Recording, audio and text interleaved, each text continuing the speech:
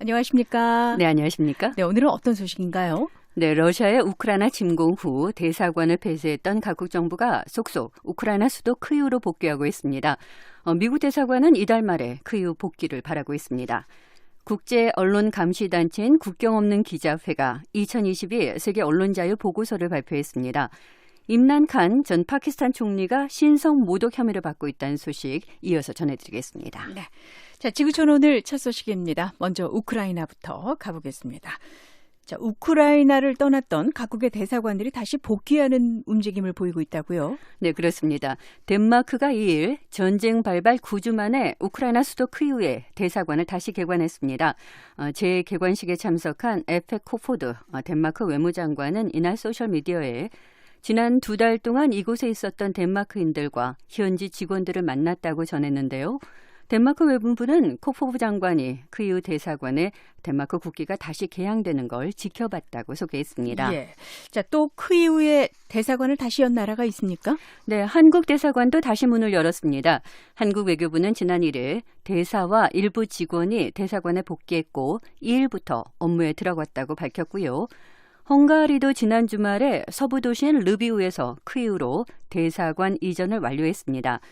페테르 시아르토 헝가리 외무장관은 2일 소셜미디어에 지난 주말에 이전 작업을 끝냈다면서 대사관은 이미 업무에 들어갔다고 밝혔습니다. 예. 미국 정부도 지금 르비우에서 외교 업무를 보고 있는 거죠? 네, 지난달 말에 토니 블링컨 국무장관과 로이드 오스틴 국방장관이 우크라이나를 방문했는데요. 네. 예, 당시 우크라이나에 대한 외교, 군사 지원 계획을 밝히면서 우크라이나에서 철수했던 외교 인력들을 점진적으로 복귀시키고 르비우에서 일단 영사 업무를 재개하겠다고 밝힌 바 있습니다. 그러면 미국도 키이우에 대사관을 다시 개관할 계획도 하고 있는 건가요? 네, 미국 정부는 이달 말에 복귀하길 원하고 있습니다. 크리스티나 크비안 우크라이나 주재 미국 대사 대리는 2일 르비우에서 기자회견을 갖고 5월 말까지 키이우로 돌아갈 수 있는 여건이 조성되길 바란다고 말했습니다. 그러면서 안전 전문가들의 의견을 듣고 돌아가도 좋다고 말하면 복귀하겠다고 말했습니다. 그런가 하면 스웨덴도 대사관이 4일 다시 문을 열 거라고 발표했습니다. 예. 자, 스웨덴이라면 지금 북대서양조약기구, 그러니까 나토 가입을 진지하게 검토하고 있는 나라죠. 네, 맞습니다. 북유럽의 선진국인 스웨덴은 핀란드와 함께 오랫동안 중립국의 지위를 유지해 왔는데요. 네. 예, 러시아의 우크라이나 침공 후에 두 나라는 지금 적극적으로 나토 가입을 검토하고 있습니다. 특히 핀란드는 거의 나토 가입이 확실하다는 관측이 나오고 있는데요. 핀란드는 러시아와 국경을 바로 마주하고 있고 스웨덴은 이 핀란드와 접경하고 있지만 두 나라는 그동안 나토 가입을 저울질만 해왔습니다. 자, 나토에 가입을 하기 위해서는 회원국 전체의 동의가 필요하다고 하죠? 네, 그렇습니다. 나토 30개 회원국 전체가 승인해야 회원국에 가입할 수 있는데요. 나토 관리들은 통상 새 회원국 비준에 1년 정도 걸린다고 말하고 있습니다. 예.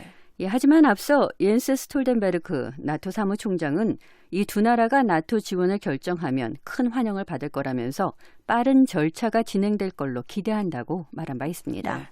지금 유럽 국가들은 러시아에 대한 경제적 압박 강도도 계속 높이고 있죠. 네, 유럽연합 EU는 러시아산 석유 수입 금지를 포함해서 6차 제재를 준비하고 있습니다. EU 27개 회원국 에너지 관계 장관들은 2일 벨기에 브뤼셀에서 러시아산 석유 금지 조처 그리고 가스 공급 문제 등을 논의했습니다. 예.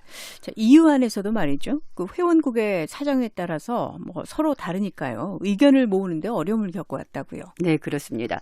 이 대부분의 EU 회원국들은 궁극적으로는 러시아산 에너지 의존도를 줄여 나가야 한다는 데는 동의하고 있는데요.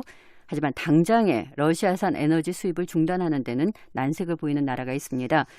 특히 러시아산 에너지 의존도가 높은 헝가리나 슬로바키아 같은 나라는 러시아 석유 제재에 강한 반대를 나타냈는데요. 네.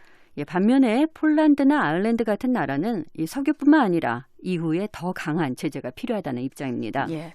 지금 러시아는 그 에너지 대금을 자국 화폐, 그러니까 루블화로만 받겠다 이렇게 통보를 한 상태죠. 네, 맞습니다. 지난 3월 말에 블라디미르 푸틴 러시아 대통령은 다음 달, 그러니까 4월부터는 러시아산 에너지 대금을 자국 화폐인 루블화로 받을 것이고 이를 지키지 않는 비우호적인 나라에 대해서는 가스 공급을 중단하겠다고 말했는데요. 네.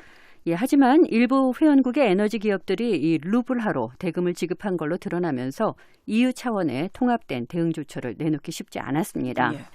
러시아가 어떤 나라는 벌써 가스 공급을 중단했다면서요? 네, 러시아 국영 에너지 기업인 가즈프롬이 지난달 27일에 폴란드 그리고 불가리아에 루블화 결제 대금이 들어오지 않았다면서 이 날짜로 이들 국가의 가스 공급을 전격 중단했습니다. 네. 네, EU와 미국은 러시아가 에너지를 무기로 해서 EU의 균열을 꾀하고 있다고 비판했는데요.